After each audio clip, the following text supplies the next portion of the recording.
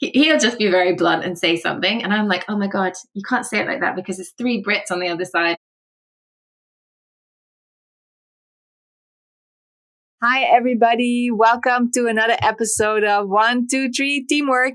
Today, here with me is Penny. Penny, so great to have you. Welcome to the show. Can you introduce yourself to our audience? Sure. Hi, everyone. I'm Penny. I am a British Australian mix, and I started my career in structural engineering, designing football stadiums, but quickly moved into more business. So I did consulting for a while, and then I went into e-commerce, and that's kind of where I've stayed ever since. First working on groceries, online groceries, and now working on a C2C marketplace for secondhand goods in Singapore. Amazing. I didn't know that about the football stadiums. We need to talk about that. Yeah. That's amazing. Anyways, topic for today is about teamwork, and really love to hear your experiences about that. So we always start with like stories. Do you have any, example of memorable or inspiring teamwork that you can share with us?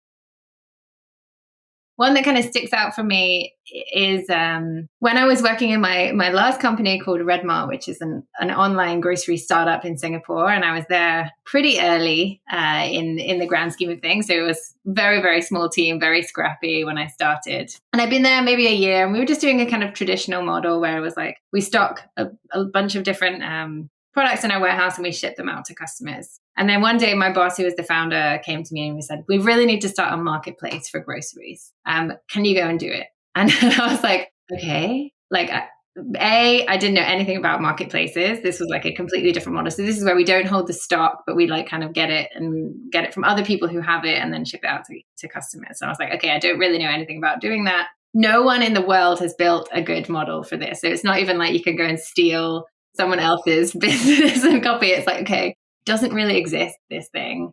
What are we going to do and how am I going to do this? And I was a bit like, okay. So the first thing was like to build a team around this specific mission. And again, it was like, no one has experience here. So it was just, how do you find a set of like really diverse experiences who you think will be useful? And so that was where I basically started, is like finding a team. So finding someone who knows how to sell marketplaces. So we found someone who was like from a fashion site and fashion marketplace. It's completely different, but like they have a lot of the same skills. We needed someone who knows how to do operations for that kind of thing, and like bringing all these diverse people together. None of us knew what the answer was going to be. We really had no idea what it looked like, but we were just super committed to trying to find it. And I think that was the team for me that really sticks out, that we managed to do it in the end.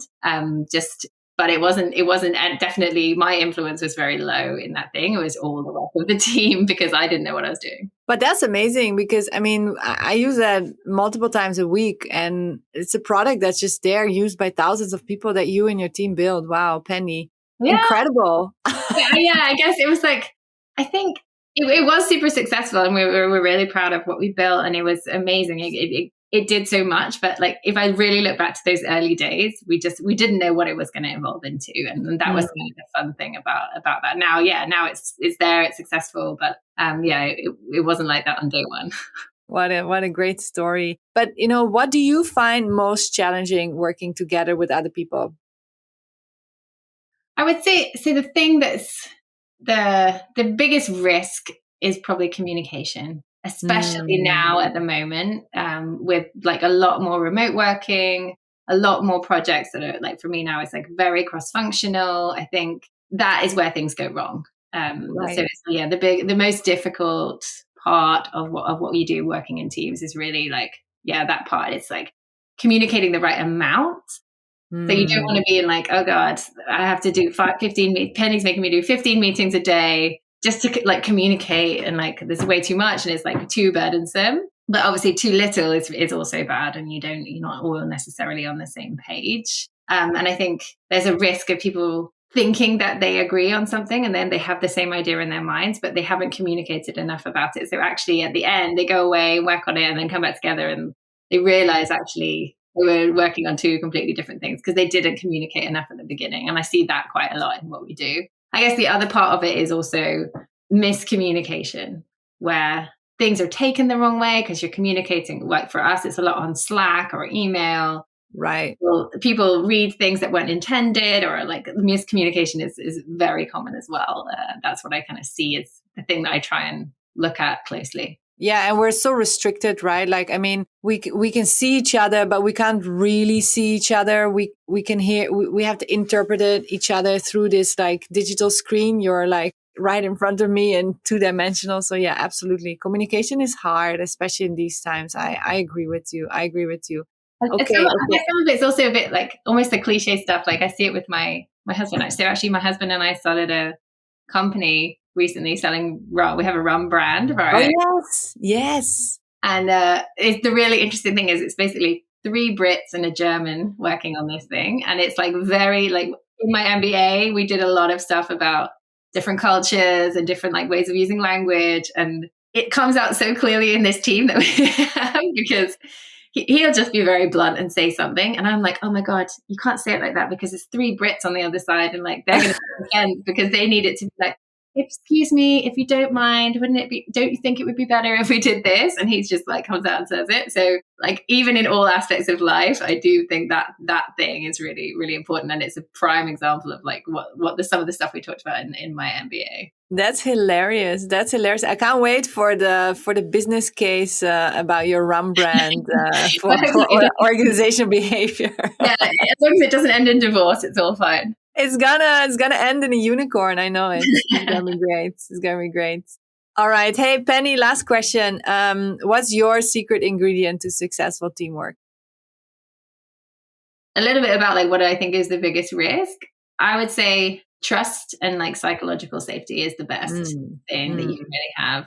Like, yeah, the best teamwork examples that I know of and like that I have, the best relationships that I have today with people on my team or in other teams is where we don't shy away from having constructive debate, and actually we kind of enjoy it. And I think that really moves things forward.